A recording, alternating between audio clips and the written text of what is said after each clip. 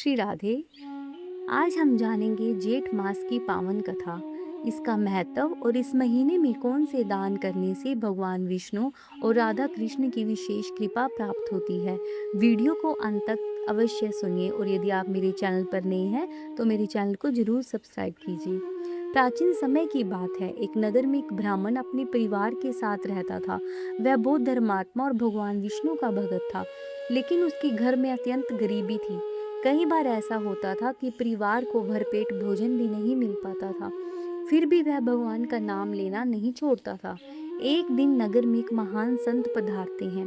ब्राह्मण उनके पास गया और विनम्रता से बोला, गुरुदेव, मैं भगवान की भक्ति तो करता हूँ, लेकिन मेरे जीवन के कष्ट समाप्त नहीं हो रहे हैं। कृपा ऐसा उपाय बताइए जिससे भगवान की कृपा प्राप्त हो। संत ने कहा कि हे ब्राह्मण, जेठ मास आने वाला है। यह भगवान विष्णु को अत्यंत प्रिय महीना है। इस माह में प्रातः काल स्नान करो, भगवान विष्णु का पूजन करो, तुलसी की सेवा करो और विशेष रूप से जल का दान करो। इस भीषण गर्मी में प्यासे मनुष्य, पशुओं और पक्षियों को जल पिलाने से भगवान बहुत प्रसन्न होते हैं। ब्राह्मण ने संत की बात को अपने हृदय में धारण कर लिया। जेठ मास आरंभ होते ही वह प्रतिदिन ब्रह्म मुहूर्त में उठता, नदी में स्नान करता और भगवान विष्णु के मंदिर में जाकर पूजा करता। उसके पास धन नहीं था, फिर भी उसने अपने घर के बाहर एक मिट्टी का घड़ा रखा और उसमें ठंडा पानी भरकर राहगीरों के लिए रख दिया।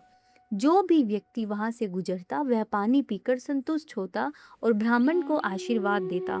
ब्राह्मण पक्षियों के लिए भी पानी के पात्र भरकर रखता और गायों को भी जल पिलाता।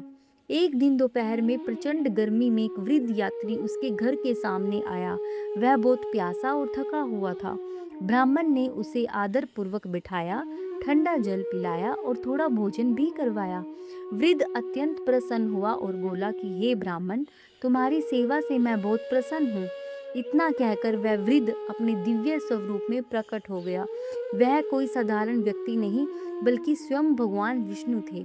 भगवान ने कहा कि हे भक्त, तुमने निस्वार्थ भाव से सेवा और जल का दान किया है। जेठ मास में किया गया यह पुण्य मुझे अत्यंत प्रिय है। मैं तुमसे प्रसन्न हूँ। भगवान ने उसे आशीर्वाद दिया कि उसके घर में कभी अन्न और धन की कभी कमी नहीं हो। धीरे धीरे उसकी गरीबी दूर होने लगी। उसका घर सुख, शांति और समृद्धि से भर गया। यह देखकर नगर के अन्य लोग भी प्रेरित हुए और उन्होंने भी जेठ मास में जलदान, अन्नदान और भगवान की भक्ति आरंभ कर दी। पूरे नगर में धर्म और सेवा का वातावरण बन गया। अब इस कथा से हमें क्या ज्ञान मिलता है? कहा जाता है कि जो व्यक्ति जेठ मास में श्रद्धा पूर्वक भगवान विष्णु का पूजन करता है, जल का दान करता है, प्यासों को पानी पिलाता है और कथा को सुनता है और दूसरों को सुनाता है, उसके जीवन के सभी कष्ट दूर होते हैं और उसे भगवान की विशेष कृपा प्राप्त होती है।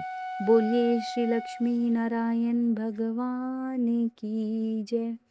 जेठ मास का महत्व क्या है? इस मास में आप जल का दान विशेष महत्व बताया गया है। आप जल का दान कर सकते हैं। हनुमान जी की पूजा और मंगलवार का व्रत शुभ माना जाता है। हनुमान जी की पूजा कर सकते हो और मंगलवार का व्रत भी कर सकते हो। भगवान विष्णु का पूजन करने से सभी पापों का नाश होता है।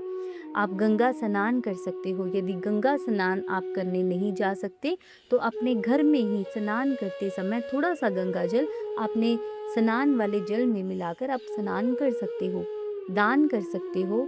जप का फल कई गुना बढ़ जाता है। जप कर सकते हो। कोई भी मंत्र जो आपको प्रिय है, भगवान विष्णु का मंत्र आप जप कर सकते हो। इस माह में गंगा दशहरा, निर्जला एकादशी, वट पूर्णिमा जैसे महत्वपूर्ण पर्व भी आते हैं और इस मास का विशेष महत्व बताया जाता है।